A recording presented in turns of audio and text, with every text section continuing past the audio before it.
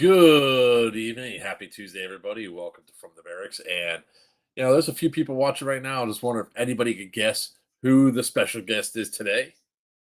Give it about 10 seconds for somebody to go through and see what they have to say. What they might think. What's up, winner? Can anybody guess who the special... Ow! As I get whacked in the head with a thing of tissues. All right. There's no escape joke. All right. Well, with that being said, let me go and bring the special guest on tonight. It's none other than the man, the myth, the legend of the shortest stature but biggest heart, Greg Paparisi from Dead End Outfitters. How's everybody doing today? Fun times, brother.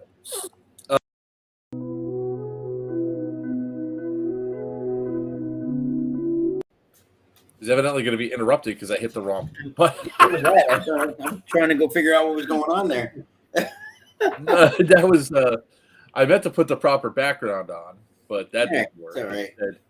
Yeah. So I have the sniffles, so I'm not really feeling too good. And all the other stars of the show are out doing other things. Justin West is enjoying family time. Wiener is enjoying softball time. Great. I'm a filler. That's what I am. That's fantastic. Thank you. Hey, you're always welcome, and you'll bump anybody up the channel if you show up. I'm just saying. I guess to be fair, I'm an OG at this point. So you are the OG. I mean, if anybody else shows up, or anybody else is on, and you decided, hey, let me on. I kick you to curb. So I think I started coming on like episode 3. Like you were. This is back when it was you and Battery. Yeah, it's me and Battery starting it all up. Yep. Hey. What's up, Drust? How you doing, brother? When we started this, it was Battery and I, and Battery got bored changing, or look, there we go. Hey. He got bored, whatever, didn't want to go through, and I asked you if you wanted to join up, and you're like, yeah, let's do this, and then you decided that you want to do your own thing, and don't be like that. Be like Freddie Mercury leaving Queen and shit. Wow. Listen, I come on, this is what oh my goodness, this is the third time in probably 4 or 5 weeks. Yeah, that I've been on. They've been on quite a bit. We always like having you on, Greg. So I do what I can. Hey, you guys. Look at this. All right, people piling in. I'm loving it. I know, right? It's always great whenever Greggy Poo comes on. So, guys are gonna forgive me. You're gonna see me do a lot of this here, and I don't pretend that I'm not. You don't look like you just did because of the way the camera's set up. What happened? A little nose candy there. Oh, could be worse. I could do it next to the microphone. And I'm the one that has the sniffles right now too, man. This is great. So great things happen whenever school starts, right? Kids get out of the house, things go moving forward. Kids bring home diseases, Yeah. So that's where I am. But we're definitely going to talk about some stuff tonight. We're probably going to shoot about an hour or so. I really just want to pull back a little bit. If I get too congested, I might just say, hey guys, we're done. So what's up, Tyler? Okay, so let's get some house cleaning out of the way first. Guys, if you have not done it yet, go ahead and get your tickets for Yellow Dog Incident. We are 16 days away from the event. Steve Thomas is on, by the way. They're not showing up in. He's on Big House Milsim's not showing up, by the way. Oh, yeah, he is. There he is. Facebook user. Got it. Yeah. What's up, Dad? You, baby. I was talking to him earlier today. Mm-hmm. So if you guys haven't got your tickets, get them now because this is going to be a really fun event. It's going to be really interesting. Here's your tan CO right here. With this way. The only one you need to be concerned about, by the way. Green is nothing to be concerned about. You guys are going to be following blindly over there. You're going to be looking at jump ship kind of come on. You're only outnumbered a paltry 2-1. Yeah, we would. 2-1's nothing. Listen, I'm half a man as it is. I'm used to 2-1. All right. I've been living my whole life below the level. I'm good, man. I'm good. I'm not worried about a thing. So we are going to be doing we are gonna have the I'm looking forward to this. I cannot wait to run to run the skirmish system. Um, it's gonna be a hell of a lot of fun. Where guys are gonna go through and doing it. The one thing that we didn't mention, that I guess we should have mentioned, was Friday night. There is going to be a free barbecue while food lasts. So I'll be smoking a brisket, getting that all ready for you guys, for all you hungry bastards that want my meat in their mouth.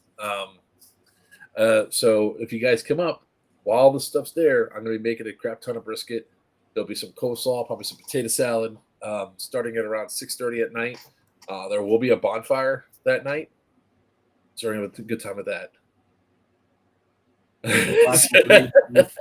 The problem saying is there's a small.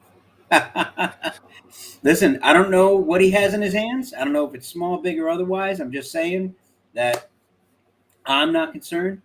Nobody on TAN should be concerned. The trash talking that he wanted me to convey to you was that, he's used to handling small things, so you're going to be a piece of cake. Oh, I see. So him conveying the trash talking through you is very similar to, hey, would you ask her if she no, because he's not on. No, he said he's not going to be on today because he's with mm-hmm. his family at Wolf Lodge. So he's up there having a good time. Hey, I don't have any judgments. He knew I was coming on. He didn't want to come on. That's okay. I get it. I love the trash talking. When there is, what bothers me is Amanda. When people can't face up to their fears, I feel sorry for someone like that. I'll talk to him. I'll calm him down a little bit. I don't want him to be afraid. The other thing we will say that if you're interested in being a zombie character, we are opening up applications for infected. Sorry. Hang on. Right there. Who is Durable winner? Who that is? Because if that's all you're bringing, then not concerned. Not concerned at all. You're gonna do that whole line in the sand, right? Where you put a line down there. Come on, shoot, and you're gonna pop up your little D-Hop Spectre and pink, plop. Because I talking with Tats about an event we're going to right after Yellow Dog. Mm-hmm. I'm thinking about running a DMR for that. So I might be bringing my DMR to Yellow Dog. So knowing the size of Yellow Dog, pretty much nobody's safe. It's going to be a fun time, guys. There's going to be a lot of combat. There's going to be a lot of interactions. It's going to be a lot of fun. Can't wait to play this. We're going to make it a great time. Absolutely going to be a great time. Scorched Earth is going to be at Yellow Dog this year, and the tickets for Scorched Earth are live. So if you guys can't make Yellow Dog, definitely come out for Scorched Earth. It's going to be a good old time. I ain't scared. I ain't scared.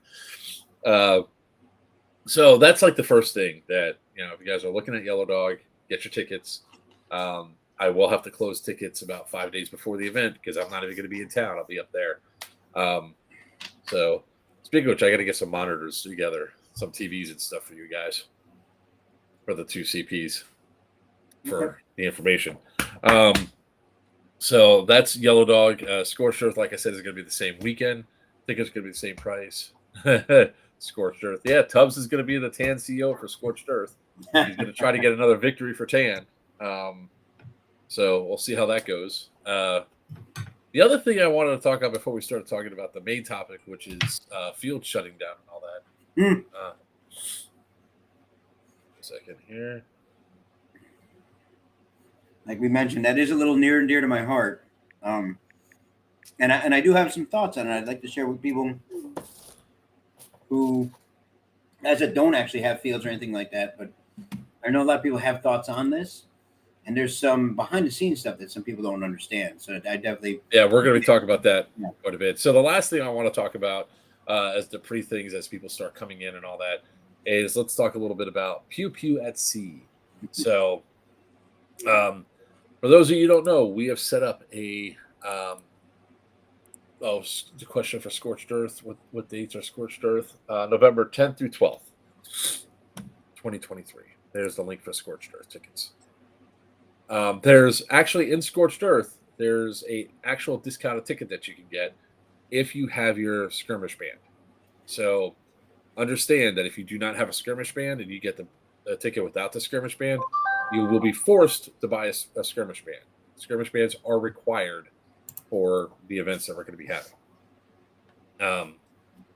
So, all that. Sweet. All right.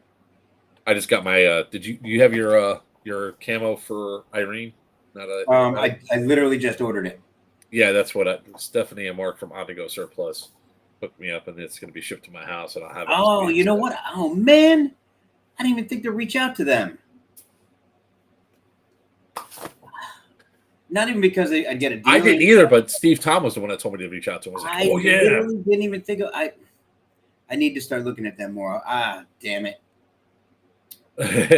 No, I legit feel bad now. Like, not just like even if I would have paid more, I don't care.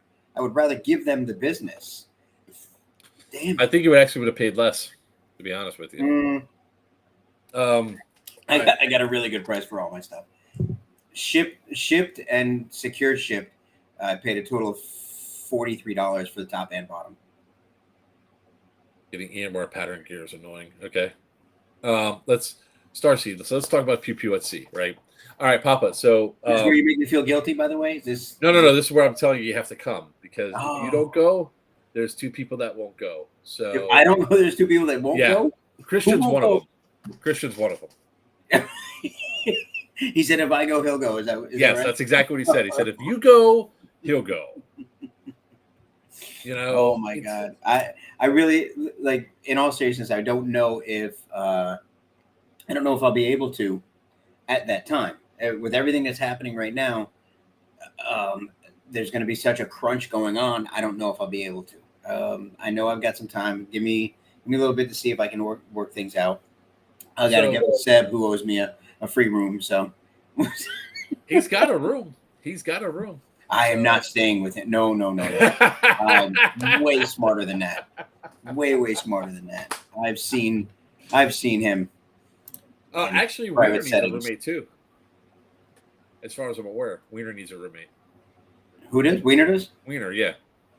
Yeah. Let me see. I would let you be my little spoon, but my wife's coming with me. So you'd be surprised. I'm actually a pretty good big spoon. Be surprised. I take up a lot of space, man. Kind of like Yoda on Luke. I'm just saying. Hey, what's up, Rattlers? Oh, Orlando, what's going on, brother? Hey, man. Well, thank you very much for the shout out, but I got to give him props. Thank you very much for the shout out the other day. It was awesome. Truly awesome. Did you like the shout out I did on Florida Airsoft? Yeah. That was when some, it's one of those things where people like they go, you would think that there's places nowhere nearby. I had to go all the way to Jacksonville. It's like Dead End Outfitters, hour and a half south. It's I got to say thank you to everybody. It is it's very humbling, and I'm incredibly grateful for anytime somebody recommends my store, recommends me, or anything that I've done. It really is truly, like I said, humbling. It's weird to hear it. Somebody to choose to order something from me over somebody else. I think not just because I'm the only one that has it, but it's really weird. It's a great feeling, awkward feeling sometimes. I don't do that very well, but I'm always glad to be able to do it. So, of course, all the notifications start coming in for Greg now. So when it goes down to Pew Pew at Sea, guys, we're not going to be playing airsoft on the cruise ship. They won't let us. In fact, I just got the notification today that when I was on the phone with the cruise line for an hour, they said that the Bahamian authorities will not allow us to bring stuff in without going through all this custom stuff. So they're having problems. Mm-hmm. So we're still looking at trying to get some stuff together for Bahamas Airsoft. We still got a few months that we can work on it, and hopefully they can get stocked up on airsoft guns and all that, so we can play in the Bahamas, and then we can be called ourselves international airsofters, right? That's how that works. We play airsoft in another country; it's international waters. That's international airsoft. So Pew Pew at Sea. For those of you that don't know, we are putting this together. This is to be a meet and greet, hang out, get a chance to be with people that you just, you might have the opportunity to be around. You get to hang out, be normal, have a good time. Do it in international waters. That is Christopher Martin Winters Jr. Who said that's what I get to come to Yellow Dog free? No way. Thanks, Mark. Yep. He also said that's the same one. I hope you're doing well. Oh, I'm my head feels like it's stuffed with cotton, like stuff full of cotton. So it's duty free airsoft. Duty free. It's kind of interesting how the Bahamas, $1 in the Bahamas spends the same as like Bahamian money. So it's kind of interesting that the money's right up there. We learned, bro. Well, you get to hang out in, not when you're like out on the field or anything else like that. You get a chance to sit down. You get the chance to see people when they're not in field mode. Like everybody has a persona when they go out there, whether they realize it or not. I don't know what you're talking about. Yeah, very little. I mean, what? So you always have that. You have like it's really cool to sit there and hang out. Plus, it's a cruise, and it's actually from the 7th to the 11th. We're also doing taking over Miami Airsoft on the 6th. So we'll be able to play there, do the games and all that. Jump on the cruise the next day. We're going to Key West on the first day. Second day's at sea. Third day's at Nassau. Fourth day's back to back home. So I can get immediate comments. It's a hell of a good time. So I just called them today to get the information of what we have left, and stuff's going out pretty quick. So we only have ocean view and interior cabins left. So there's 9 ocean view and 7 interior cabins left. Wait, no. 9 interior, 7 ocean cabins left. Let's see here. You're saying airsofters spend some money on like balconies? Oh yeah. Actually, when I called like a guy from MK Airsoft, I don't know if he wants his name out there or not. One of their guys, I said, "All right, here's the 3 types of room," and it was like we only have one of the verandas left, and I was like, which is like a suite with a balcony. He goes, "I'm taking that," and I was like, "Okay." So, all in, this is everything for an inside cabin. And these are good if you just don't plan to stay in your cabin for a long period of time. You're just planning to sleep there. Is $1,158.38 for 2 people, not per person. 2 people. That includes all your port fees. It actually includes alcoholic drinks, $10 and less. You could get for $24 per person per day in the cabin. You can get drinks. You can get all the other drinks that you want, like the $16 and down, which is pretty much every drink in the ship, with the exception of the wines. I think a little less than $1,700, 2 people. Little less than $1,200 a month. Oh, I'm sorry. I thought you said $1,158. Oh, okay.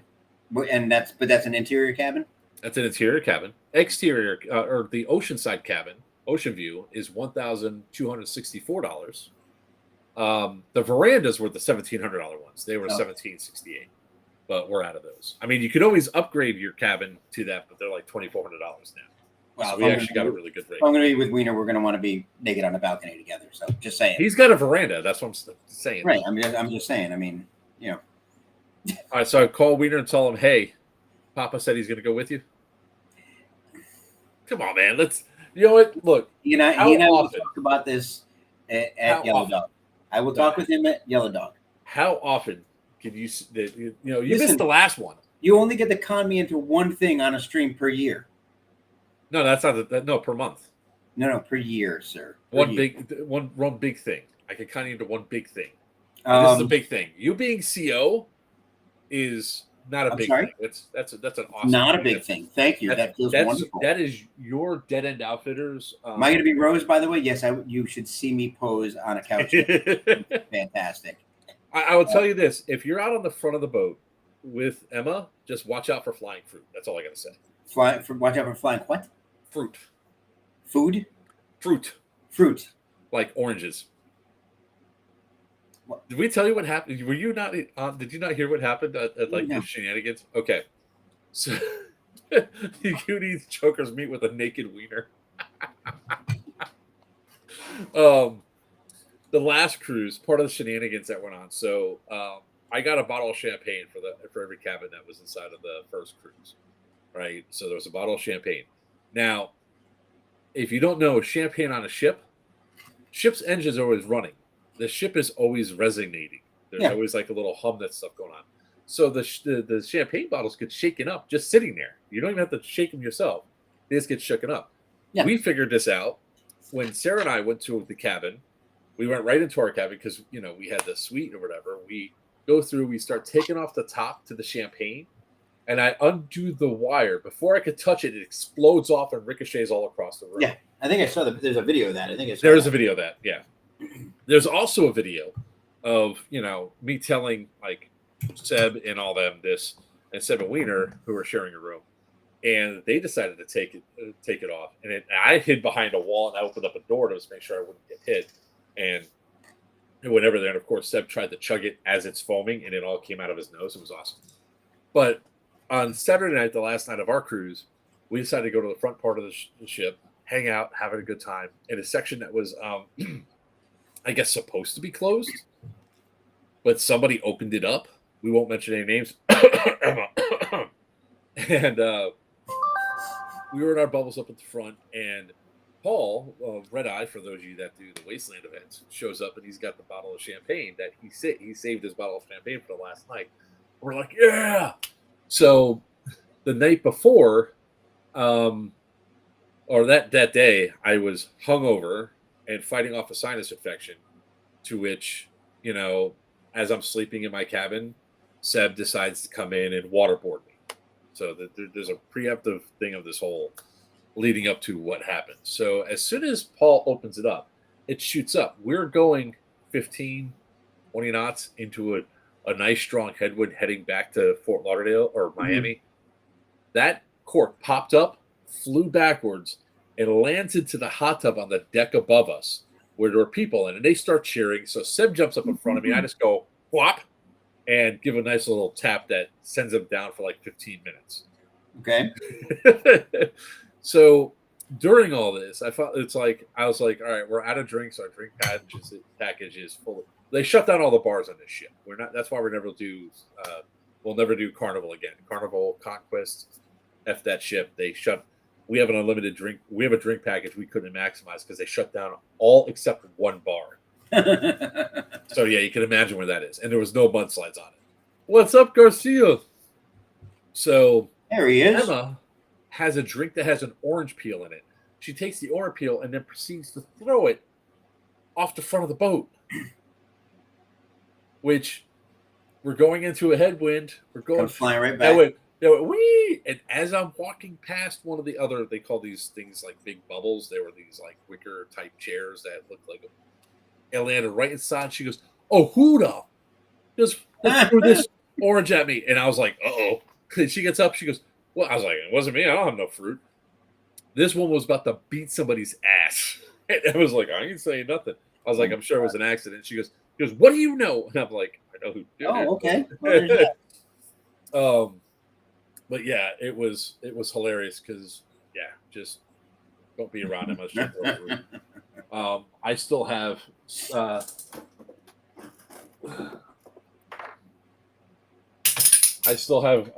Rupert, the holder of the doorknobs. What is that? You know how they make those animals with the towel? What? They use a template. And this is the template that they had. Seb took it.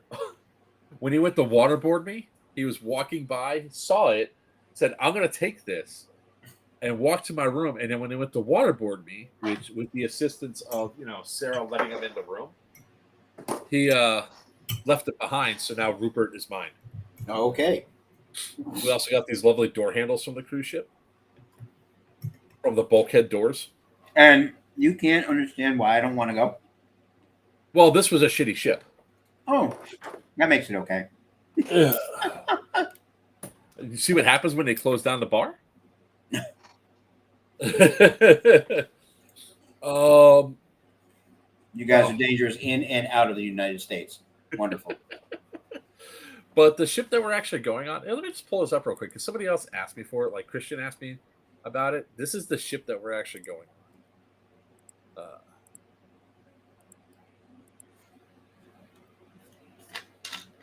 It's the Celebrity Silhouette. It was refurbished um, just before the pandemic, so it looks still brand new.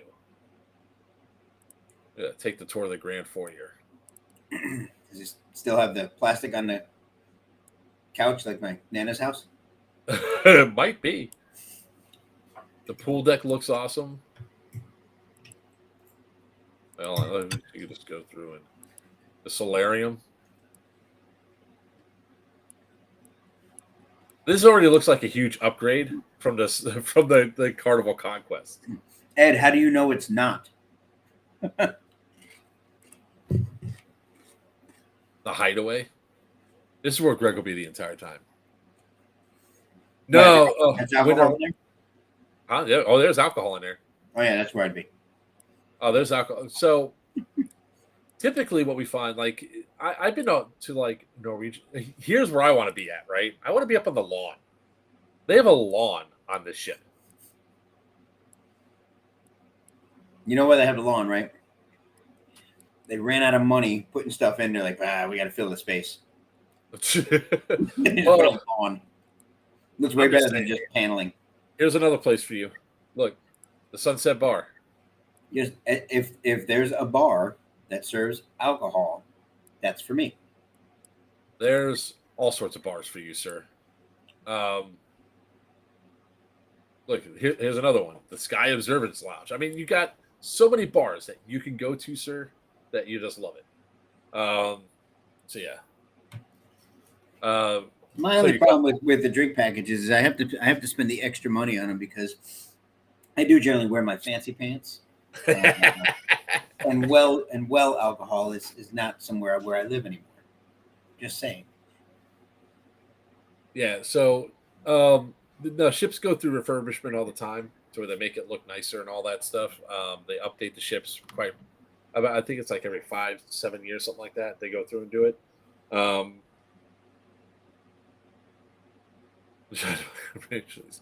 You own pants, Papa? Yeah, he does. Papa looks dapper when he dresses up. It's just not untrue. Yeah, not untrue. But I don't do it often. So if you guys want, go check out this group right here. It's Pew Pew at Sea. What's up, Mute? Check it out. It'll be a fun time. The cabins are going pretty quick. Once this one is done, we're not going to be able to add any more cabins to our group at that group rate. You can get cabins, but they're going to be a lot more expensive. That's why we try to do things like almost a year out so we get better rates for the group. We have 33 cabins, so there's going to be 66 people that are going to go on this one. And we'll do another one in 2025 because this is going to be a recurring thing. It's the whole idea behind it. We get enough interest in people going. It'd actually be a trade show at sea for airsoft. It'll be Airsoft Con at sea. You don't have to worry about paying for your food. Your gratuities are covered. I mean, you're good to go all the way around. It'll be a fun time. And then hopefully we can watch Sarah walk right into another glass window, a glass door, and leave an impression on it. That was still one of my best moments. We walk on the ship. We're on that first deck, and the first thing she goes, "Ooh, jewelry!" She goes walking, wham, right into it. And there was a bunch of black people like standing there, and they're all looking at it like this, and I just go, "White people," and they died. They started dying. He goes, "No, we didn't. You're stowing away my luggage. My luggage is going overboard, sir."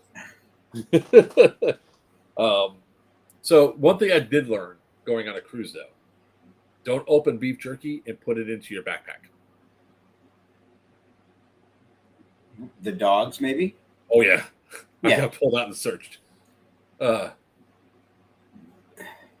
she did not throw her back out. It was freaking hilarious, though, because it was full on. And her head, nose, and chin print stayed there until, like, Saturday night. It was great.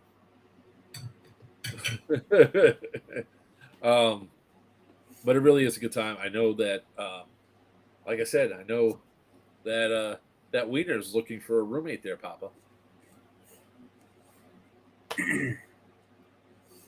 Just someone to split the 17 with. Well, no, we actually want you to attend and be there. If I had the money, I'd be like, Papa, you're going. Shut the hell up. Come with us. That's just no bones about it.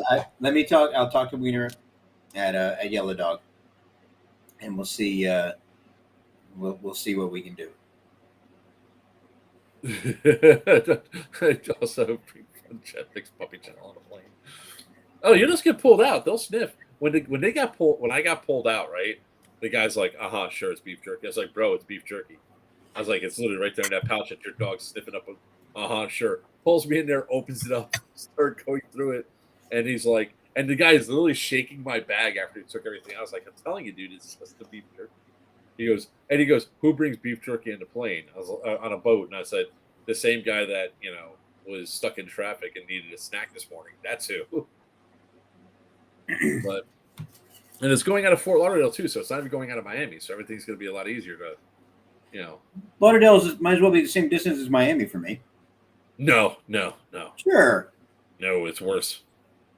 It's worse. Like going down to Miami to go on a cruise or anything else like that. If you come into my house or my area, you have maybe a 2-hour drive, depending on how fast you drive. Going down to Miami, you're at 3 hours. Easy. 3 hours easy. Or I just let Wiener pick me up and I have no drive. You go way out of the way, but I could have Emma and Mark pick you up. Oh, there you go. Yeah. Passport as generally required, is it not? No, it's not. You can go. Bahamas. It's Bahamas, so you can bring a birth certificate and a driver's license, and that's enough. But I will tell you, plenty of time to get a passport. I'd highly recommend getting one because the only thing you have to do is go when you scan your passport, and then they take a picture of your face. When you go to disembark, it's literally just blink and you walk right out. The other ones you have to wait in line. Yeah. The rest of us are just like bye bye. To be fair, the storm over here didn't even touch us. If you're over the age of 22, you should have a passport. Yeah. Really, no reason not to. Yeah, I mean, like I would love to say that you need a reason. No, you don't. Problem is when the time comes that you need it and you try to rush your ass off to get one, don't do it. Just apply for it. Like why Emma was here on the last stream. See, it's getting a passport not in a rush is one of the easiest things you could do. People complain about it all the time. It's so simple to do if you're not in a rush for it. Chris, you're coming on the cruise? Yes, come, Chris, come. No, he's saying yes, he needs one because he's over the age of 22. No, I like my idea better where he's coming on the cruise. But I promise I'll talk to Wiener about it. How about that? Okay. I promise I will. Thank you. Because if you come, for sure, Christian has no excuse not to come. Yeah. And that'll make Sarah happy. And everybody likes it when the Amazon's happy. Yeah, because Sarah she enjoys hanging out with Christian and wants Christian to come on the cruise so they can share a room. And, I'm not getting on a boat. It's a ship, sir, a ship. Technically, it's a boat. I gotta go with Chris on this one. Technically, it's a boat. All right, now that we've done enough shilling for the events and all that stuff and all the things there, let's talk about one of the things that we really should talk about, which is bigger boat. It's a big boat. It's a big ship. Let's talk about what we're really here for. Let's talk about events. Or not events. Sorry. Like, did we change the agenda? It's quite the opposite. Have you not been on the show before, sir? I have. Why do you think I have my own now? Oh, sorry. Yeah. Sorry, that was nice. So, with the actual agenda is actually talking about fields, and mostly about fields that are being shut down. Yeah. So, over the weekend, SS Airsoft shut down their field that's been there for forever. Hold on, wait. Say that again. You got quiet. SS Airsoft shut down? Their field, their one field shut down. It's the field I think you've been to, right? I've never been to SS. They're indoor? Yeah, their indoor field got shut down. Their landlord raised the rate, doubled their rent. So they're like, bye. They are going to reopen the field. They already opened a second location before this was going down. So, Man.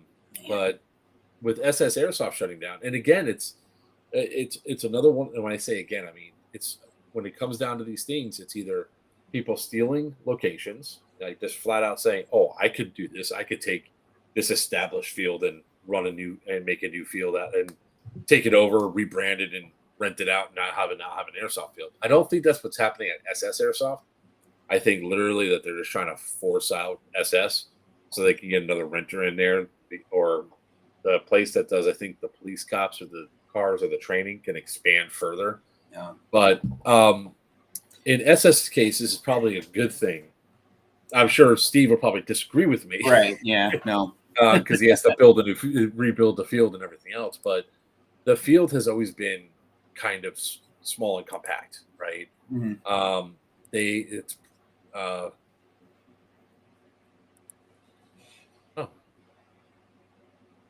okay. So I'm Ah, gonna, well, we got to stick it. let me. Yeah. Finish what you're saying. So so for him, he can now get into a facility that's going to be big enough that expands the field and everything else, and it'll just be. That's the only thing that SS needed was more space. If they had more space, I think the field would just be Sure. fantastic. So, but we had issues where you had to come in and take the prison. You have people that has gunnies got stolen out from underneath Gunny's original field. My guy Eric website, his primary field up north, northeast Florida. I forget the name of it. The county closed them down. They gave them all sorts of trouble and everything like that. They're just now getting ready to reopen in a different location. But you know what? There's a lot of things that go into so many sides of this, and I as well as anybody how intimate this is for me because I've been through two fields now. Yeah. One, I got grandfathered in and thought it was an amazing thing. I slipped in and was wonderful and all that. And then come to find out, the landlord never changed any of the zoning on it. So it was agricultural. And the county's like, hey, you can't have this here. And it just wasn't worth me doing. And at the time, I couldn't even afford to do it, but it wasn't worth me trying to convert it. And that's assuming they would have allowed it. The second field, obviously, there were a lot of problems there too, as far as the landowner wouldn't allow me to put structures up. So we had to go with what we had. And then the hurricane came, and I was in a location that literally it ended up being under 10 feet of water. It was a swimming pool. Like it was the entire acreage was under that much water because it was over at St. James City. We as field owners, and something that I've said to my players have said back to me, they've talked to me about it. As airsofters, we are incredibly spoiled about shit. We're incredibly spoiled because we pay max like $35 for a game day. For 8 hours of play, $35 a head. That is nothing. The amount of people you need to have to keep that, not so people can make a profit. And Steve knows this, I'm sure. And to be able to grow that business or keep that business alive, $35 is not a lot of money. You're talking, if you can get 100 people, like when I had my field, 100 people show up, let's say, which I averaged about 85, but do the numbers at 100 people, $3,500. That sounds fantastic. Well, you're not going to get that on the field that I had. I wouldn't get that every weekend. There's no way. Yeah. Every other weekend, so we averaged it. But $7,000 a month, to a lot of people, that sounds great. But that's a business. That's a business that would have a lease. That's a business that has employees. It's a business that has all those kind of things. So that's not a lot of money. And it's not a lot of money to put back into the business to grow it and to keep it. What Steve's going through now, he didn't own that property. So someone said, I'm going to take it from you now because I can rent it out to someone more expensive. Yeah. So, it sounds like shit. Stu, what sounds like shit? Yeah. So if we outright owned it, absolutely. But think about the cost of land, or right now I'm going through the indoor, just the lease alone. Uh, Not a lot of people understand a proper size lease to have a proper size facility right now. No less than an average of $40,000 per month. Per month, not per year, per month. That's just the lease, no other expenses. Imagine having that as a minimum. That's your starting point. How do you Yeah. make that? And how do you make that at $35 a head? That's the tough thing. So there was something else that came up with what I tagged you in, which is what I mentioned, was the guy that was responding to the original poster that said he drove all the way out to Airsoft Barracks in Jacksonville to buy a plate carrier, dump pouch. He bought a plate carrier, dump pouch, gun, gloves, primary a rifle and a pistol. He bought all that Mm-hmm. and drove 6 hours round trip. Oh my God. So a guy in the comments section actually said, you should just buy all that stuff online. You got ripped off. Fields charge too much. And it's like, and I always have this age old adage that I say when it comes to airsoft, you're trying to get an airsoft and all that. You need to feel the gear that you're wearing. You need to put it on, especially if it's your first time, right? So, if not, like if you're going through, most people buy airsoft gear on Amazon, right? They do a lot of Amazon purchases and all that. Yeah. What happens is I do it too. I mean, if there's something that's cheap enough, it's like, all right, I'll try that. If anything, I have content for my channel. I can open it up, check it out, and say this is either good or it's shit. And there's stuff that I've put on that like we're just talking about Mark and Stephanie for On the Go Surplus. I can't buy camo pants online because it's not going to fit. No matter what size it says, it's just not going to fit. I always have to upgrade, right? I always have to, and I get sizes higher, but they always cap it out at like XL, which for the Asian sizes is way too skinny for me. Even though it says, "Oh, it'll fit size 42," no, it won't. So the whole reality of the stuff that they're going through and doing, with saying that, it's like, well, now you have a situation that I do. It's where I literally had bought, I think, a dozen items on Amazon that I needed, right?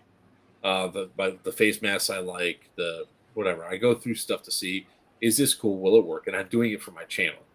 And I try it and it's like, this sucks. And I end up returning it. And then I have to do like 3 months ago or whatever. I came back into UPS like this with a whole bunch of boxes bounced under my chin. I put it all through and they're like, what's this? And I was like, hey, none of it fit. And it all went back and they go through it. It's always good, especially the first time, especially if it's a replica. Yeah. If you're trying a replica, seeing it online, unless it's like something like, the Vorpal Bunny or the Marcom Blue, like a specialty gun like that, you should always feel it. You should always hold it in your hands to see, do I like to feel this gun? From everything. Roll back real quick. So Ed said owning a field means you love the game. So starting there real quick, one of the biggest problems with field ownership is, generally speaking, you have two kinds of. The majority of the owners fall in one or two categories. It's an airsofter who loved the game so much and he opened up a field, but has no idea how to run it. Or you have someone who knows how to run a business and things like that, and they open up, but they know nothing about airsoft. So you run into some of these problems, which is why a lot of fields open and close and open and close. You see that happen all over the place. It's why you don't have so many fields. If most airsofters have been playing for a while. If there's a field within 2 hours of you, you're wicked lucky. If you don't have to drive 2 hours or more, you're crazy lucky, because it's not that easy to do. When you're talking about indoor, somebody just mentioned something about indoor up in Chicago. Indoor, your average price per square foot is anywhere between $12 and $15 per square foot per year. That's what your lease is. If you're leasing, if you're not buying it, and so do the math on square footage, and then understand how big you really need depending on what you're trying to run. CIA, I think they're 10,000 square feet, something like that in Tampa, but they run a very specific kind of game. That's not something that I could run. Miami is 22,000, I think. Jacksonville, I believe, Yeah. is, I think Battalion is 35, something like that, 40, somewhere around there, depending on I the game. think they're 40. Their field is 40. Right. People, like, there's a lot. When you skip back again, Ed said, used vendors at fields are great. Having to compete with online. Competing with online is actually not something that I do. People come to my store, tell them they can buy anywhere they want. I refuse to price match, especially if it's somebody way, way bigger than me and they're having a sale. It's not going to happen. I'm not trying to buy somebody's business. If you want to buy from me, great. I appreciate it. That's why I try to carry stuff that nobody else does. But I'm not going to compete with online because it's impossible, right? I would prefer that you just try to support local. That's great. But competing with online, I don't. The only thing I tell people don't buy from Amazon are the guns, because this warehouses at 130 degrees and the seals go bad and things like that. Buy whatever else you want from wherever else you want. But you're exactly right. Touch and feel. Come in, see what it is you like, because when it's online, the color might look a certain way, and then when you get it, it's different, or anything of that. I would try to see what Hollywood sports. I'm just I want to try to catch up on some of these. The having a field, whether it's outdoor or indoor, the cost to open it, cost to run it, and upkeep are so great. And airsofters are The dogs are barking at my wife coming home. The airsofters are so fickle. If you're not running the perfect game, you're not doing just right, and trying to make everybody happy. You're trying to get as many people there as you can just to stay open. And it's not about cornering a market. I hate the idea that's right now there's in our area there's Miami Airsoft, Matrix, but I don't think Matrix runs weekly games, right? I think they run week. They do stuff on the weekends, I think. And Hefe doesn't have anything yet he just has events. I think.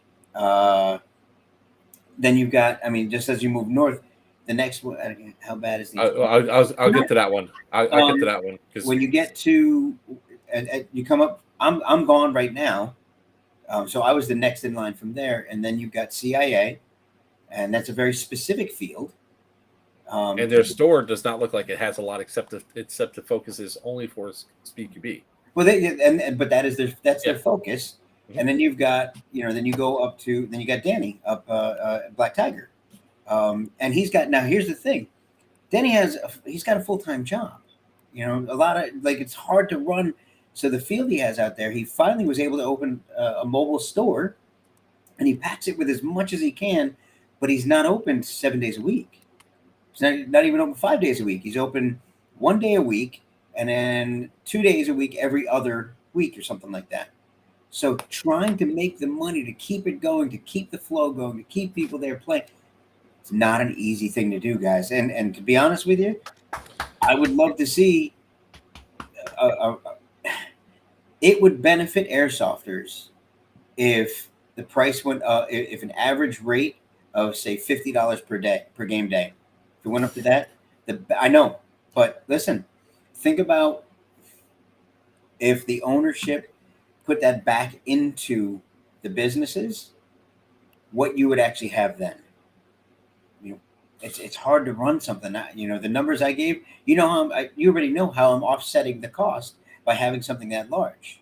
Yeah, I'm putting the VR in. I have to, because there's no way airsoft is going to cover something that big. So, so to go up to talk about how as bad is the insurance? It really depends on how much money you're making and what your how much liability you're going to have. Yeah. So like when it comes to like events and stuff like that, it really is based off of how many people you have per year, because your risk goes up with more people. Yeah. So risk goes down with less people. So it's it goes through, but it's anywhere between $3,000 to $15,000 a year, depending on where you are, what you're doing, how much you're open. What the event is. Yeah. Yeah, or even the location. Vehicles on, things like that. Yeah. Well, that's even more. But if you're like a store, and you're trying to protect your goods, like insure your goods from being robbed. Like the one of the stores that we won't went to, which is their initials are S&A, had a field that was down in Homestead that wasn't far from Matrix, and their shit got robbed. And it does. I don't think they had insurance on it. Even still, I don't think insurance will cover it because it has to be under active alarm systems. So with a response package, so they have to have police response and everything else in order for you to be insured against theft. Same thing when that happens with damage for say natural disasters and all that. Mm-hmm. So getting insurance is like a lot of places just opt out of getting the insurance for like their goods and all that. So when they get hit, they get screwed. Yeah. You take that chance sometimes. Yeah. But insurance isn't that bad comparatively speaking to what, if you're making a revenue for it. And going back to what I was saying about the guy that was saying, oh, shop online. Yeah, you really want to feel stuff, right? You really want to. Like, even if, like, for gear particularly, that plate carrier might look good, but you get it on and it doesn't cover up everything that you want to. Yep. You can't move right. Or there's a little part that's binding that, you're just basing it off of a picture because it looked cool. And, and you get the right size. Say you order the proper size, but because of, different sort of measurements and torsos between the American market and the Asian market, you now have something that is grossly uncomfortable to wear. And then what? This is going to come off a little bit like a woe is me, and I'm going to preface it by saying, more than anybody that it's not. But, I don't have a field anymore. I have a store. Because you made me open a store. I don't know what you're talking about. But I don't run the store. I don't do it for money, and I'm actually I overjoyed the fact that I'm able to hire somebody who wanted to work in airsoft. Hiring Jacob, being able to afford to pay him, I'm over the moon about that. It's fantastic for someone to be able to live a dream like that, to work where they want to work. Unlike the guy that was at Black Hawk Down. Stop.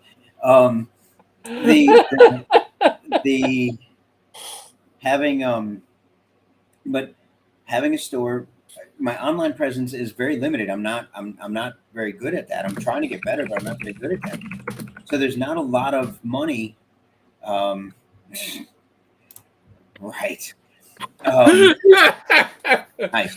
Sorry. So there's not, the money I make is what I make on walk-in sales. I mean, I do sell things online, and luckily, which I'm so excited about the potential future, my barrel, the D-Hop's taken off, and that's going all over the place. That's fantastic. But I happen to be the only store in a 250-mile radius. Great, wonderful, fantastic. Yeah, I know. But that means I rely on people who are playing locally. Well, nobody's playing locally, so I'm not, the money's not there.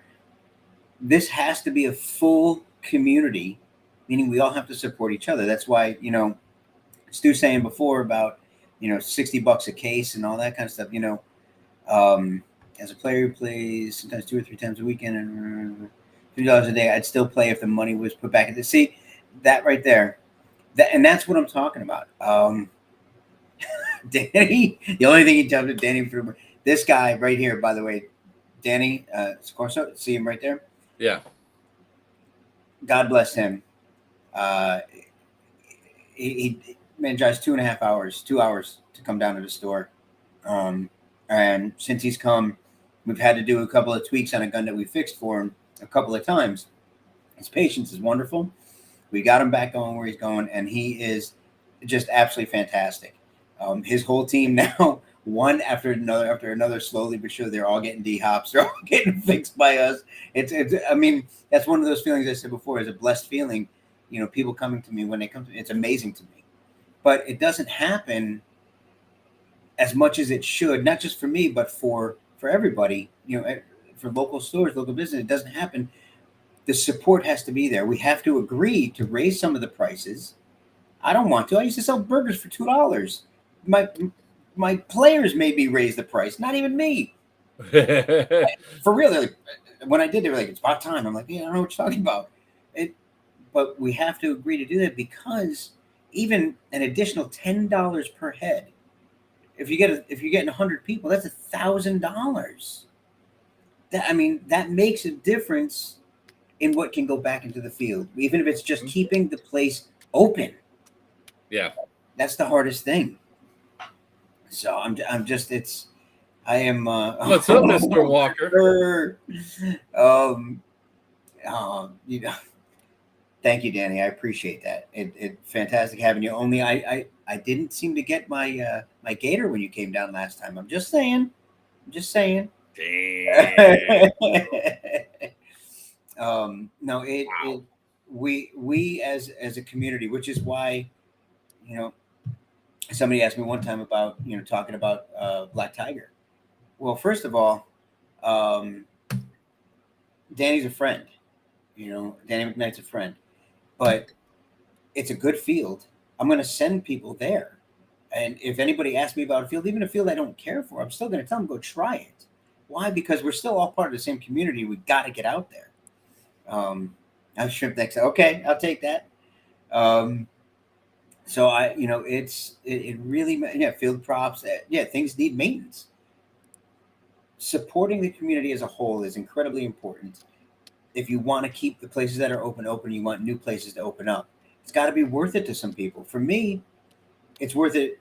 Emotionally and mentally, it's worth it for me to stay open. Some people, it's worth it financially to them. When my new place opens, when Action Sports Center opens, I'm going to be over the moon. I'm going to be able to have summer camps. You've known me 3 years now. That's all I've been talking about, wanting to have is it really that long? Good Lord.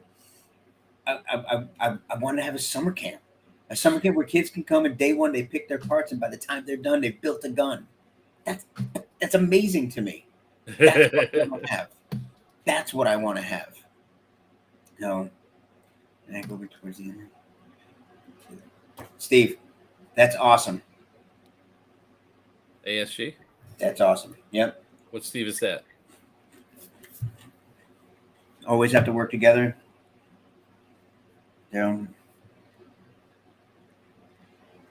See, Can I attend summer camp? a lot of people saying, I want to be a counselor. I wasn't a counselor, actually.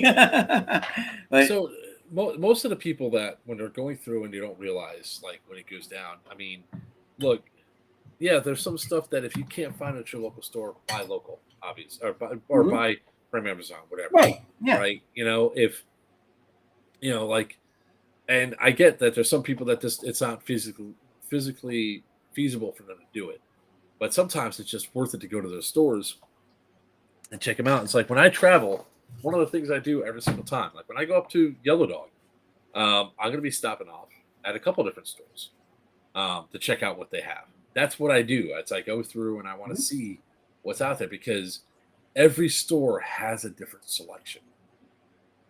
Even E-Bike Outpost store doesn't have everything in it.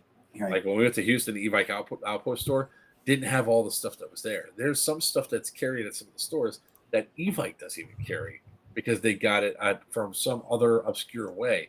And that's the cool thing that you do when you go through. Or maybe the store is sold out and you're going through trying to find it. I forgot what it was like a few months ago that E-Bike was sold out and everything else. Is like, Greg has it. And they go, well, when you go into Greg's, it's like, oddly enough, I can go tomorrow. Do you want me to pick it up while I'm over there? Might have been the Macaron, actually. No, it was something else. It wasn't the Macaron? No, I think the Macaron got picked up because it was there. But I was going over there for something else. It was something else that somebody wanted, and I was going over to pick up guns from you anyway. So I just got another thing in, by the way. I'm seeing if I can find the picture. That is out of stock everywhere else. I love doing that. Yeah, especially at a time when I have no money. Yeah, thanks. And I only have one of these, so even worse. I'm not going to share your screen. I'm not even going to look at it.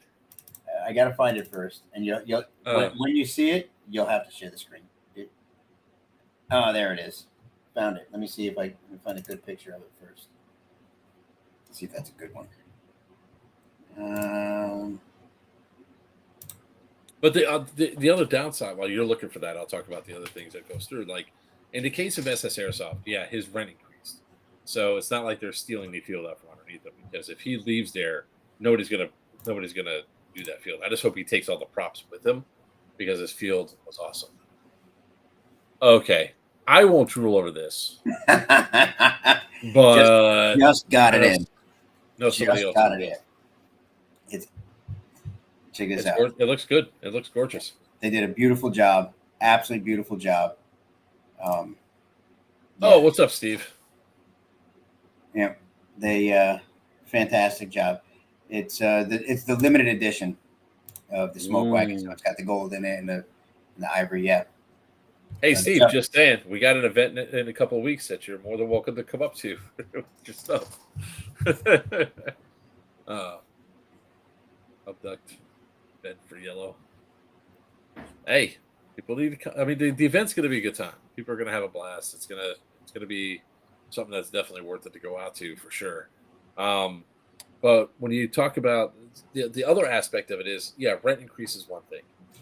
COVID is another one that causes, that caused like fuels to go down because of, the stoppage. But the other one that is like now become a thing is stealing Yeah. fuels and AOs. Yeah. Definitely catch up, Steve. We'll all catch up. Yeah. Okay. Yeah. Right. Like, so, well,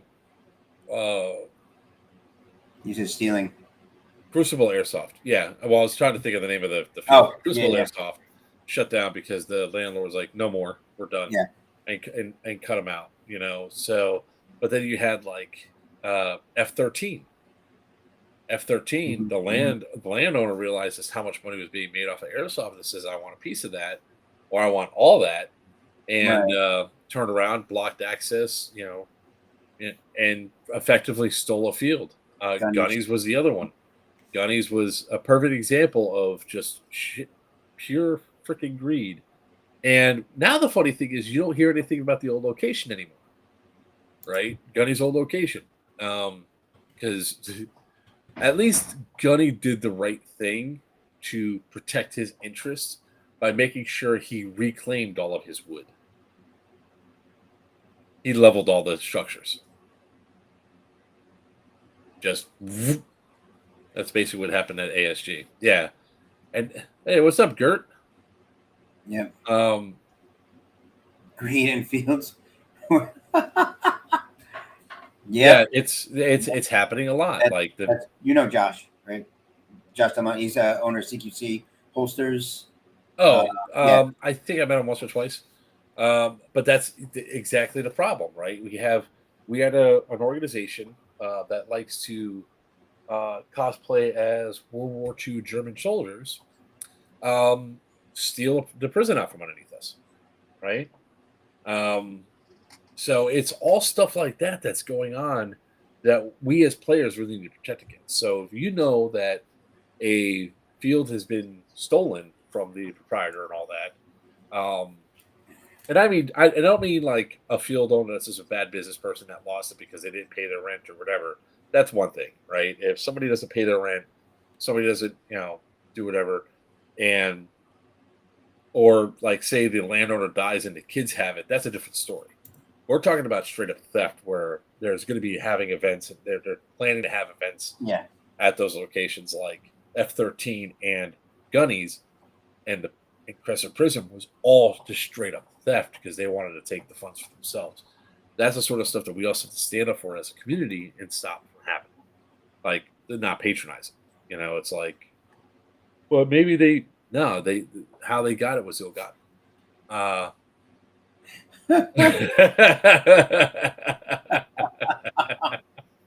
Do not listen to him, by the way.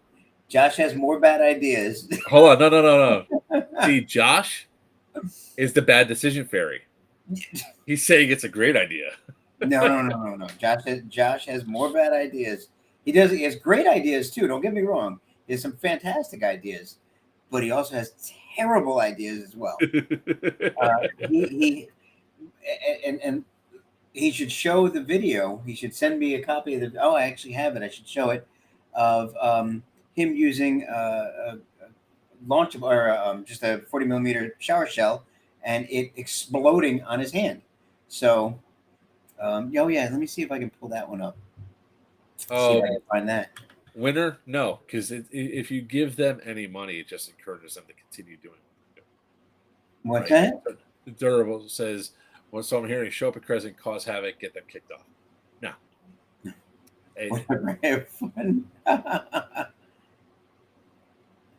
So give them 20 to 30 player got the boot from the paintball. Yep. Yeah, and that's where the problem comes in. It's like my biggest advice to anybody now that's going to be running an airsoft field or anything else that's looking at opening up an airsoft field, you have to be very, very. If you're doing a dual field, like or working with a paintball field and you're running the airsoft side, count your days. Is what I would do is just be gathering the player information, storing the player information on your side only. Use your own POS so you have it, point of sale for the thing, and then you actively looking for a new location for you to run games at, because there comes a point in time where airsoft becomes so much more popular than paintball that either the paintball field decides that they no longer want them there because they're interfering with their paintball profits, or they take it over like that, and then what do? You're screwed, and there's nothing you can do about it. Well, going back to what we were saying before, it's very difficult to own the field because, I mean, the cost involved. So people have to lease it, and the cost involved is overwhelming because we don't charge a lot.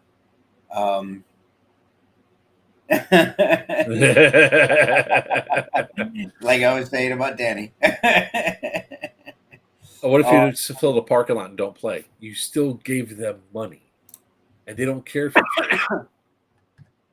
The money is what matters, I mean, and I'm not saying go there to cause problems either, because doing that would also get me in trouble. So I'm not telling you to go do that. In fact, I would say, if you do that, you better keep my fucking name out of your mouth, because I'm not encouraging you to go off and screw up somebody else's event. What's this about? This is all about airsoft. Thanks, Abod99. Thanks for the follow. Josh, you got to send me the. Oh wait, is that it? No, hang on. Let me see if that's it. I think Josh, Steve, and Danny all need to come on the cruise. What do you think? A cruise for airsofters. That's not it. I'm trying to find Josh. You got to send me the video again of the grenade launcher, brother. I'm not sure where it is. I'm trying to find it. He was trying to make sure it worked, and he was pushing it back in. Hey, dude, we're always looking for players at the events and everything else, man. We play all the time. Warzone players, we play Warzone. I'll be playing probably tonight. Yeah, see, look, cruise for airsofters. Yep. No, Danny, Pew Pew would see. Greg's coming with us. Send him the link. Put the link back up. Pew Pew would see. I think it's. Where is he saying that at? It's paired on. It's probably paired on one of mine. Just put it. Yeah, just put it in the chat. He'll see it, won't he? No, he won't. But let me see. On Dead End Outfitters, he's got to be on. Let me see. Hang on 1 second. You have 8 people watching on Dead End Outfitters page here. I'll go there. On the Dead End Outfitters Facebook. Yeah. Okay, give me 1 second. Put the link in the chat. I'm gonna put it right here. Look, I'm gonna do it this way. Wow. I don't even know how to look at my own stuff. Hang on. I already put it on there. Okay. Yeah, I got it there. So it's a cruise. It's March 7th through the 10th, going out of Fort Lauderdale. It's gonna be a good time. Also, only if we could see contraband onto the boat. Some people were successful, other people were not. I couldn't get beef jerky on the boat, but of course, I was also the buffer. I'm pretty sure the group that was following behind us with the dog sniffed my backpack. That dog was so focused on, yo, that backpack smells yummy. Some of that. And they're like, ooh. But the other thing that, like when it comes down to fields that you just miss out on a lot of times too, is like why you should always go there is because you get a wider range of. I've got a like He that does was even actually. better. Yeah, he Even does. better. You can hide all sorts of stuff in there. Is that you also get various opinions and also see a wide variety of replicas. Like when at Miami Airsoft, like the first like 6 months I was going there, every day I would see something new that I played. And it was kind of cool because I was like, hey man, can I hold that for a second?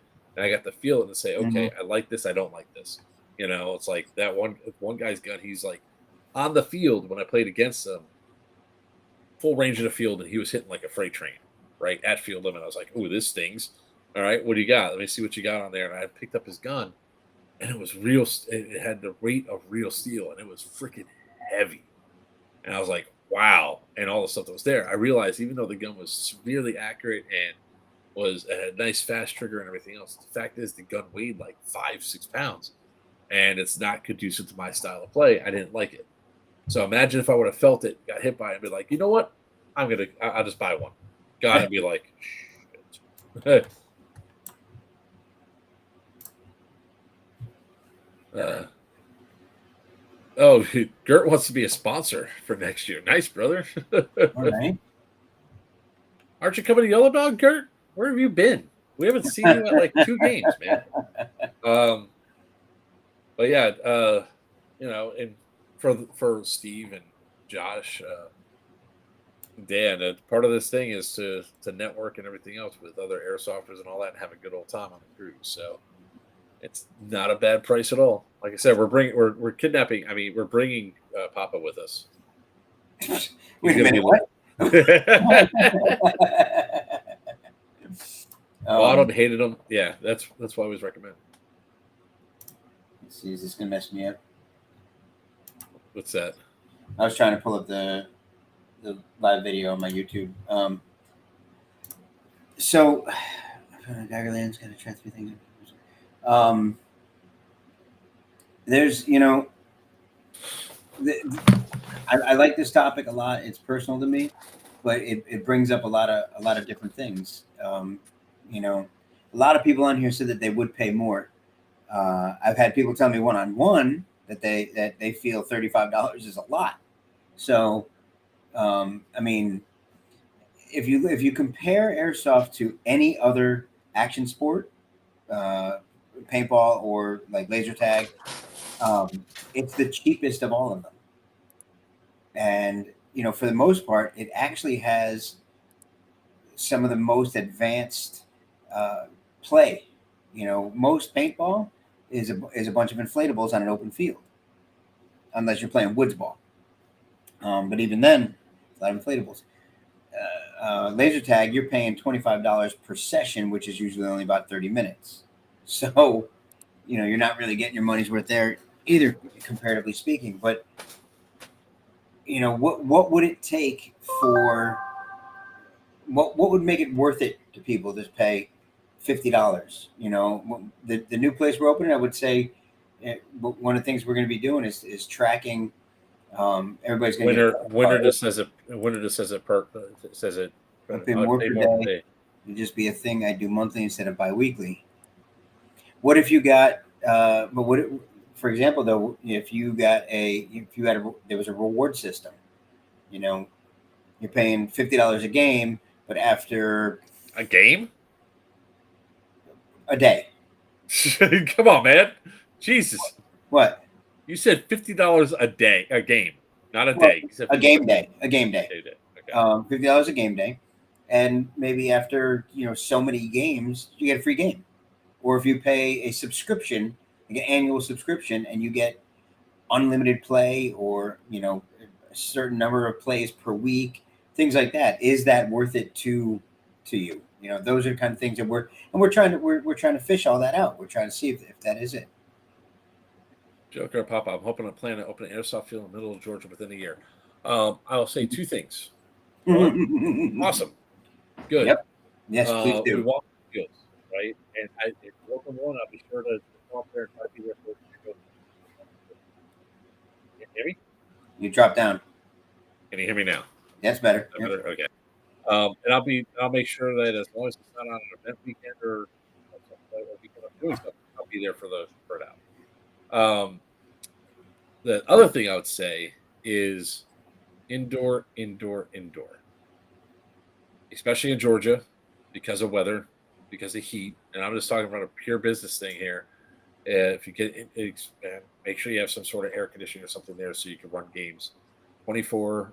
You can run 7 days a week. You can run it 365 per year. Of course, taking whatever national holidays out. But okay, finish your thought. So because of that, as a business aspect of it, you'll be able to keep the customers that are coming in. You'll be able to play, and you won't be dependent on, oh, look, obviously the hurricane's in the area, you're not going to be able to play. But if it's pouring out, pissing rain outside with a microburst, you're going to have people that are just, they see it at their house and say, I'm not dealing with that today, even if it's nowhere near the field. However, you get to an indoor field, doesn't matter what it's doing outside, you're inside playing. The caveat to that, which is the one that I battled with, and you and I have talked about for the past 2 years, is it being big enough. Because not everybody, guys that come to my field, they may go once in a blue moon to an indoor, but they're not about playing speed. they're not about playing speed QB. Not everybody likes it. Not everybody wants that conversion. So being able to play indoor, but still may have an aspect of milsim is there's a large community in that. You know, I think the milsim community is probably bigger than the speed QB community. No, no. When it comes down to, you might have, so there's a caveat to what I'm about to say, but it's a generational thing for sure. Younger kids like the faster action play, running around, doing the crazy shit that they see on YouTube and all that. I enjoy doing that too. So, but there's a lot of older guys that are slower paced that want to be more tactical because they can do that stuff still, right? I mean, I love playing CQB, but even though like when I run, it looks sort of goofy, and I periodically I could slide, but half the time I fall. It's a controlled fall. How about that? So it's one of those things where in my travels, a lot of people play that indoor play. Now, the problem that goes out without woods ball and everything else is that it's woods ball. There's not structures and everything else that can survive, do what has to happen. Shuffle game. So QB person. See, so it really it's a generational thing from what I'm seeing when I go out there. One of the cool things that we're going to be using at Yellow Dog, which will actually help out, is and I started diving into it when it came down to looking at the skirmish system. It's just how many people, because they have some milsim games they've played with it, and how many of them are actually indoor, and how much more that you see players using which one over the other, right? So if you think about the national events that we do for the milsim events, we're seeing probably the same 100, 150 guys all up and down the East Coast, right? At different things. And there's probably like 2,000. Is there a map playable? Yes, there is. 1 second. Yeah, that there, what Brandon's saying there, that crossover, and it's very difficult to do, and you know that I'm trying to do it right now, having something big enough, and not just big enough, but diverse enough for it not just to be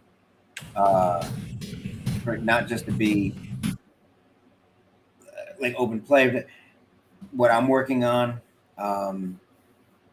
if you have enough land where you could do both, where you could go from indoor to outdoor, that would be awesome. That is an awesome thing, that if you could open up some bay doors and have people be able to play indoor and outdoor, that would be fantastic, right? And I think there's a couple places like, I think it's Power Ops in Atlanta has that option with stuff like that. But I mean, sorry, I'm trying to.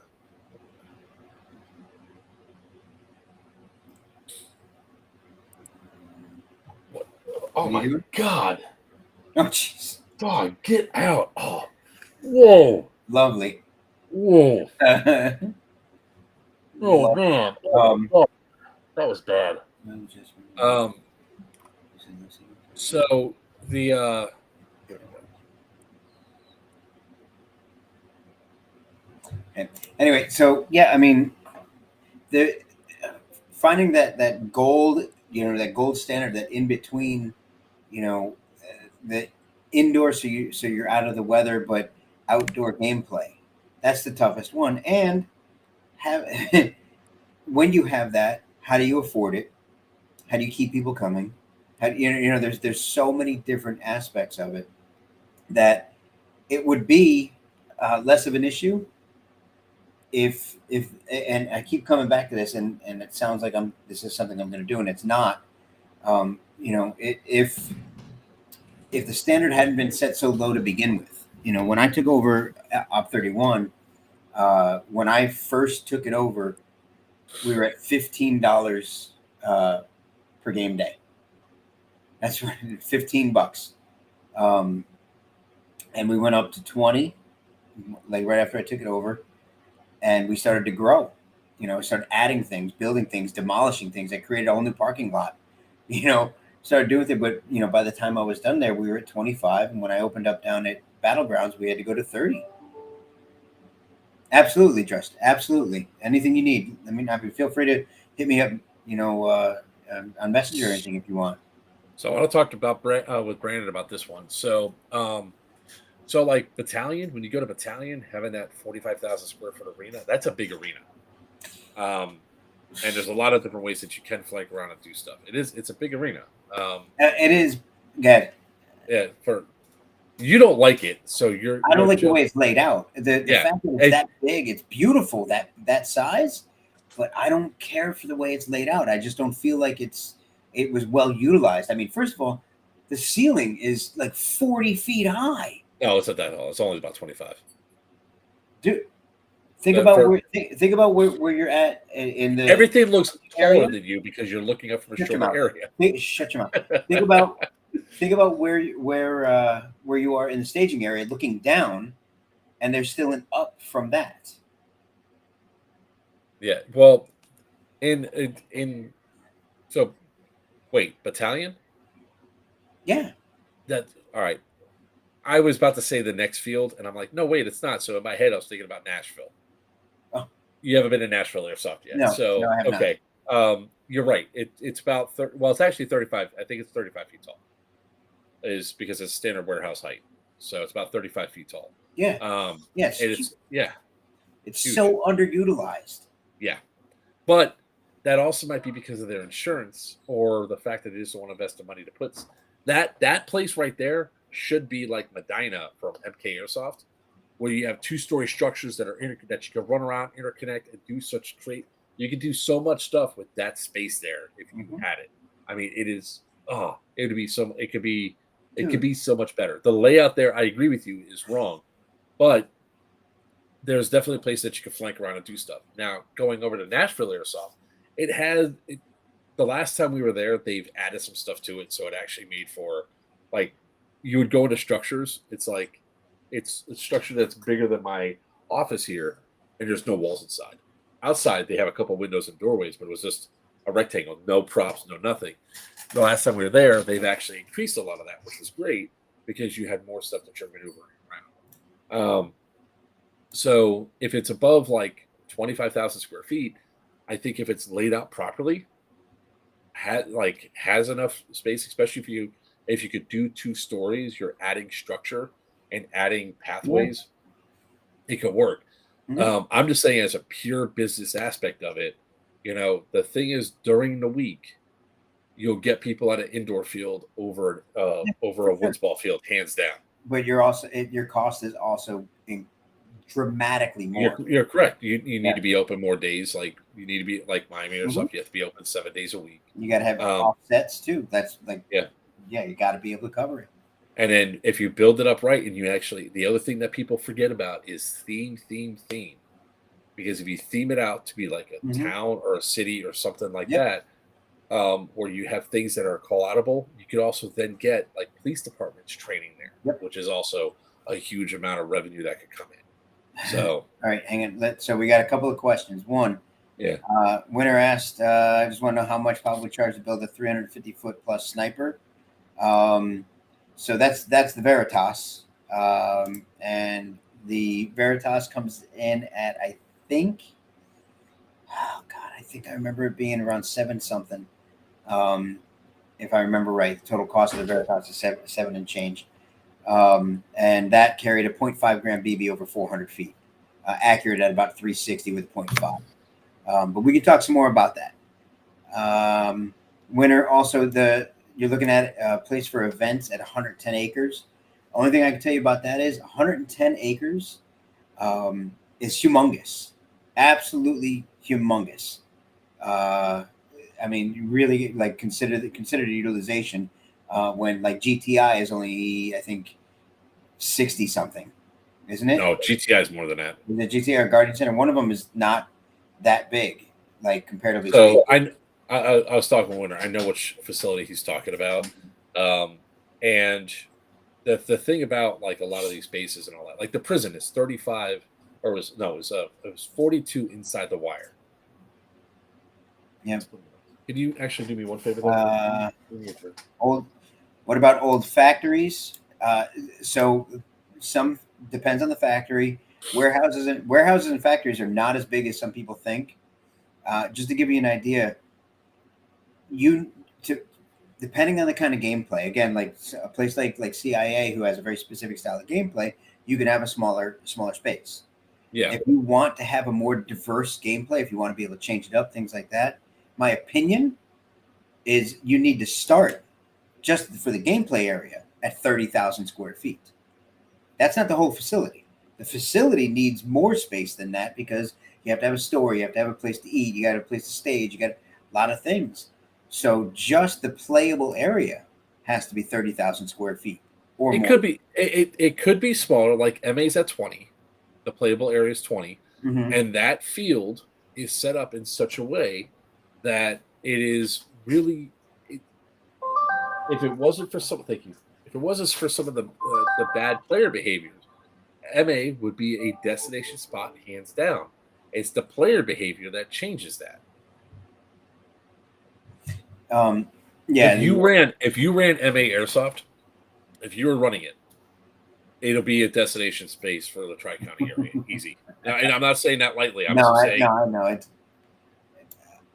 But that is not an AG. If you need, Winter just asked if that's an AG. That's not an AG. The Veritas is not an AG. That's actually. I mean, Kevin. I can build something like that, but I would rather not. I've built AEGs that do fire like that.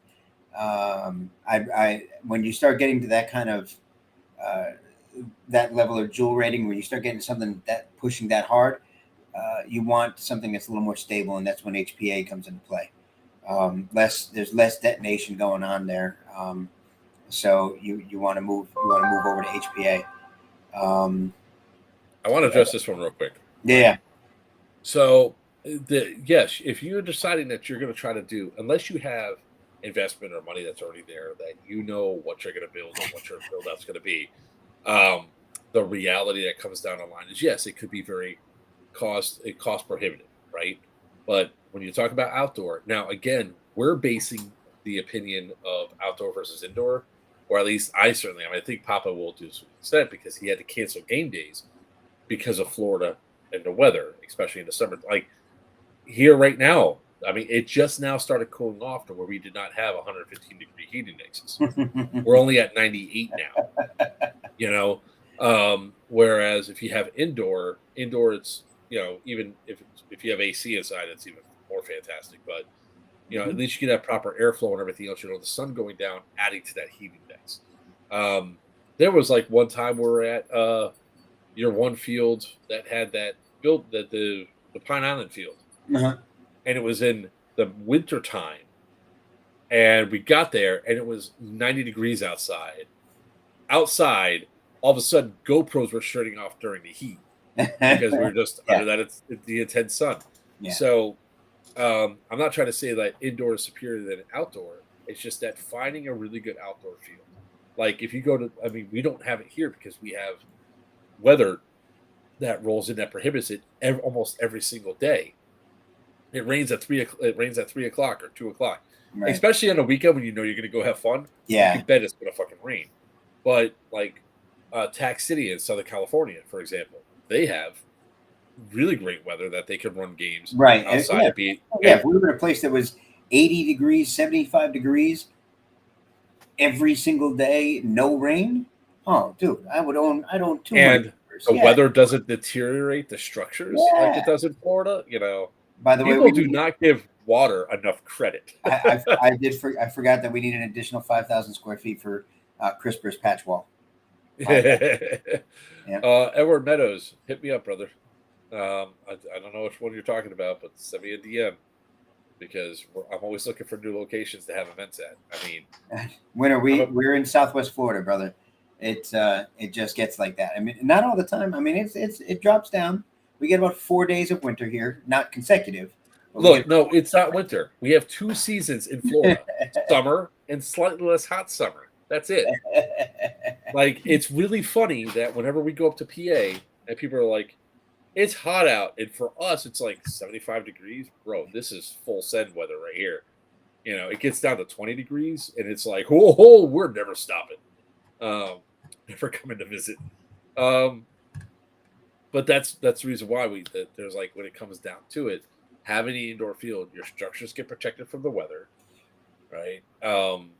You have people that are willing to come at night and play at night, especially and I try to anybody that talks to me about opening up a field, it's like, all right, you're doing an indoor, okay, you're opening during the week, right? And you go, no, only the weekends. It's like, well, you're going to lose a huge portion of your base because so many airsofters are in the service industry, either retail guys, food service, the whole 9 yards, and they work during the weekends. Real quick, little plug here for me in regards to what Winter was talking about and what I was just talking about. Tomorrow, my stream tomorrow is all HPA. We're talking about HPA tomorrow on the stream. All the different aspects, what it means, all that kind of stuff. So, if you're looking at HPA that, or you want to have any questions, anything like that, give a shout. Funny you say no hills indoor because that's not true. No. F you, man. I can tell you this right now. I'm right there with Edward. Anything that you could build indoors is not going to compete with what we had to deal with at Bone Crusher. Okay, the Hill of Doom. It's boo, nothing. Wait till you get to Yellow Dog, and I was like, by the way, 0-0's up there, and you'd be like, you're a dick, and I'm like, I know, and that's where a lot of high points are going to be at, up that hill right there, that hill up there.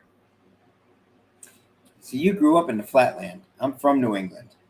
Okay, you've been down here a long time, sir. I'm just saying. Bone Rusher Mountain. I'm telling you, man, that thing sucked.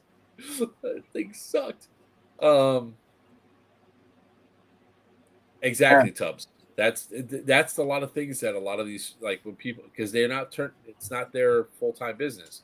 Most people don't make that switch to doing airsoft full-time, and they're also the ones that say there's no money in it. Well, there is. You just have to dedicate the time to make it happen. Yeah. When I was talking to Gabe for MK Airsoft, the reason why MK Airsoft in Medina has games on Tuesdays, I was talking to Gabe quite a bit about it, and I said, open during the week. Look at what MA does. He opened on Tuesdays. It took a while to build up, but now they're selling out on Tuesdays. So many people work the service industry. They have nowhere else, and a lot of stuff is just not open. And they love to play, but they can't take the time off to go play. There's a lot of aspects, and you need to have someone who both understands business, but is also an airsofter. You can't just have one or the other. It doesn't work out. It just doesn't. I mean, we've seen it. We've seen them come and go. You can't just have an airsofter because, generally speaking, the passion is there, but the business sparks aren't. And you certainly can't have just a businessman because nobody wants to play for them. Yeah, the structure maintenance, because you see it all the time, and that's like and most people don't understand how much of a detraction it is if your field has props and everything else that look beat up and run down.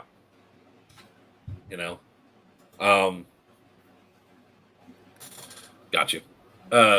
Yeah, we get on these tangents, man, and we're only like, oh, we're only shooting for like an hour, hour and a half. Here we are, we're pushing close to 2 hours, like hour and 36 minutes. Yeah. But this is a passion. This is a passionate Yeah. topic for, especially you and I, man. We could talk about this Yeah. stuff for days because we both have a difference of opinions, but strong opinions, and our opinions are based on a lot of fact, and they're not necessarily wrong. So it depends on the type of way that you're playing. I want nothing more than open just for people to come and play. I said it before. I like to think I've proven it. I don't care about the revenue. It doesn't matter. I want to see people come and play. Yeah, so I'll run up to the hill at Yellow Dog once. Yeah. I'm gonna need a wheelbarrow and come back down, but I'll manage it. Yeah, I just want to be able to have a place where people can play. I remember it all stems back to when Dom first started playing. There was Op 31 and there was Route 7. Those are the only two places we can go and play. And there was, we're going back 11 years. Things have changed since then, but I remember the distance to travel, the lack of awareness, all those kind of things. I want to change that. Yeah. And that doesn't happen easily. It doesn't happen overnight. And it has to be community participation. Field owners and event runners and things like that have to get together to organize that, and players have to understand what it takes and be willing to put that in also. It's a community thing. This is not just your regular this is not Little League. And even then, Little League takes community. I miss Route 7. Route 7 was right up until before the storm. After the storm, was never the same again. But are the roads paved? Some of them are, but mostly destroyed. No, it's like this is stuff that when we were supposed to talk about, this was what we're supposed to talk about. Yeah, this was it. Yeah. Yeah. We spent more time talking about the cruise than we planned to, but hey. Toboggan with wheels? No, absolutely not. No winner. See, this is what you get in trouble for. And I heard you snapping stuff off a 3D printer. Yep. It supports. Yep. But honestly, it's one of those things that Edward King, the cruise sounds sick. Come join it, man. We did one earlier this year. It was the first one. It was the first Pew Pew at Sea, and it was a proof of concept, right? 12 of us went on that cruise, and we had the best time. Right now, we're down to, we got 33 cabins, so it's a little over, it's over 22, it's over 66 people because some people have 4 people per room. Don't let you do anything fun. No, my insurance won't let you do anything fun. There's a difference there, right? If I had no liability whatsoever, I'll be like, let me record this shit because this is going straight up on the airsoft. Airsofters are idiots. Is the price per person or per room? It's per room. It's the total cost it's based on double occupancy, 2 people. So, like, Papa's going to go ahead and split the room with.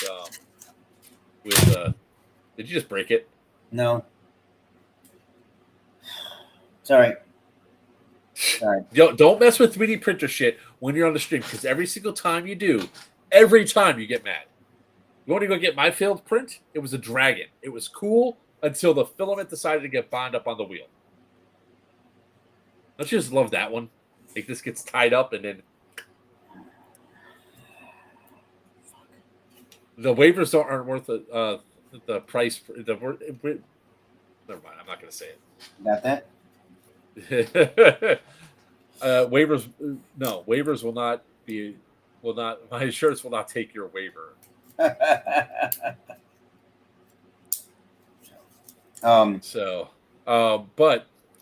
the going back to the cost for the cruise, Edward, it's like I said, $11.58 for interior.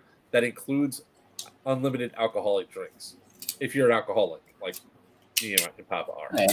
That's the only way I'm convincing him to go on a cruise, is that he can go to every single bar and not have a limit. I am not as big an alcoholic as I would like to be. How about that? So the other thing too is you don't have to pay $11.58 at once. or 1264. You put a $200 deposit down, and you have to pay the remaining balance by December 7th. I grew up watching Jackass. I was doing Jackass before Jackass, okay? There are literally pictures of me jumping off of bridges. Let me be Johnny Winterville. No, not on my event, you're not. So, Son of a bitch. and then Edward, we're going to take over Miami Airsoft the night before. And then after that, we're trying to work with Bahamas Airsoft, Paintball and Airsoft, to get them some airsoft guns imported so we can play there. I understand, and I'm not going to let you make a toboggan. All right. We got about 3 more minutes before we're going to shut this down, guys. If you have any questions, what the hell are they barking about now? The Bahama game has been sold. It's not a game in the Bahamas. No, it would be if we can get Bahama Airsoft to get that stuff imported, then yes, it would be airsofting in Bahamas. I actually got to reach out to him and see if he was able to get it. He is the coolest dude, by the way. The guy that owns that field, we walked all the way to his field. We were told it was only at 3/4 of a mile. That's a damn lie. That's a goddamn lie in itself.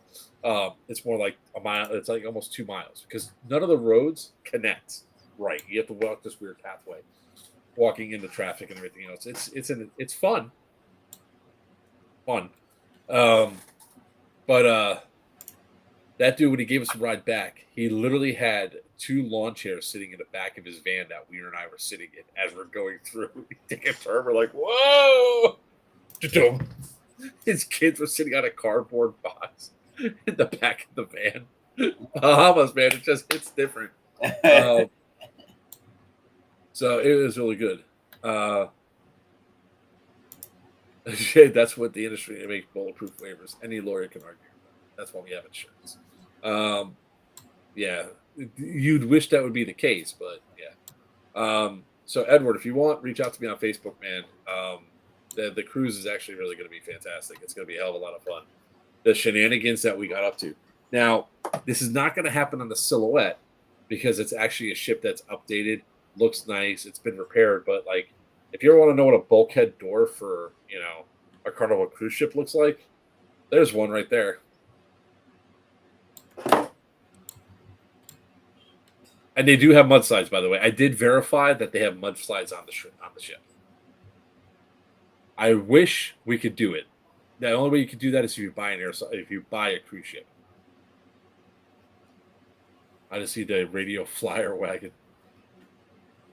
That's the only way you could. I mean, the only other way that would happen that I could see it fathoming it happen is if this becomes such a big thing that we're taking over an entire ship, and we can get one that's about just like it's the last cruise before refurbishment, like a full-on refurbishment. We might be able to convince them to do something. They don't give a shit. They don't give a shit about your life either. Right? All right, guys. It was a great stream. It was great to be back with just essentially the original duo. That's right. I'm so glad to do it. Happy to help. Happy to be here. And D Hot Barrels, VD's out, Veritas is coming, Spectre's out, and the Venator's on its way. So I was just asked in Discord if you're ever planning on joining Discord, so you can actually, be in charge of your. I thought about it. Yeah, I mean, I also thought about winging it too. I only got 30 people on my team. I don't know, 40 people. If I've got people on my team that I can see them all one room. Who have already bought tickets, you're at 32, sir. There we go. So yeah, so here's my standing order. Get them. There you go. That's my standing order. There's a lot of teams that haven't bought their tickets yet, and I don't know what the hell you all are waiting for. I really don't. I don't know why you people that are coming to our events just don't buy your tickets. Yeah, I'm making all the jokes in the world, but let's be honest. First of all, as of late, I've been in a wonderfully humorous mood. I'm having nothing but fun at the airsoft events I go to.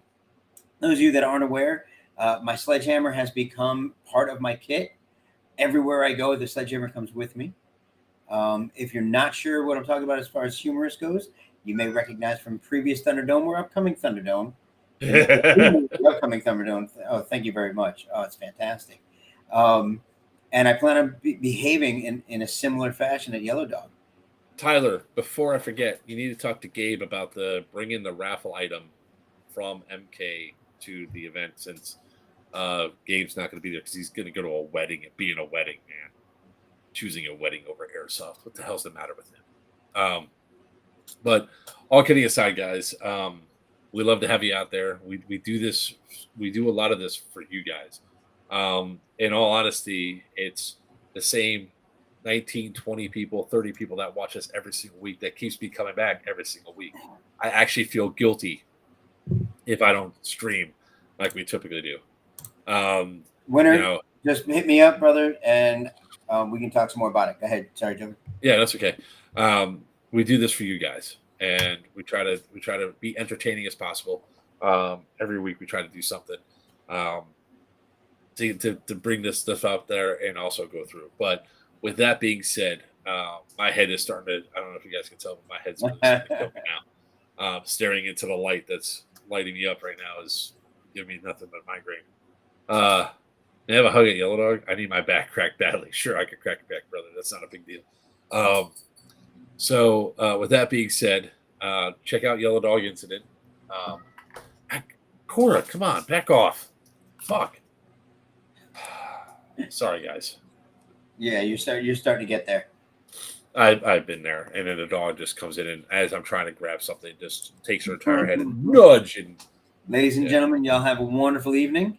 Oh, I got to do the things. Here's a ticket for Yellow Dog. Everybody's saying goodbye, so I'm just saying goodbye along with them. This time, at least, we're giving a long goodbye. Scorched Earth 2, Rise of the Second Sun. The tickets are now live. Again, for those of you that are wondering, it's going to be at Yellow Dog Village. You can get your tickets here. Remember, if you're going to be at Yellow Dog Incident, your skirmish bands will work for Scorched Earth, and you don't need to. You can actually save a few bucks by not having to buy that. And then finally, we have Pew Pew at C2. Come on, check it out. Come on a cruise with us. We're gonna have a good time. We'll have a blast. A lot of fun will be had with everybody out there. You can see the antics we get up to, and the drinks and all that. Unfortunately, though, I did confirm today with the cruise ship there is no midget tossing. So that aspect of the fun, has been shut down. Even though we're in international waters, Celebrity says it will not look good for their image if we're tossing little people around.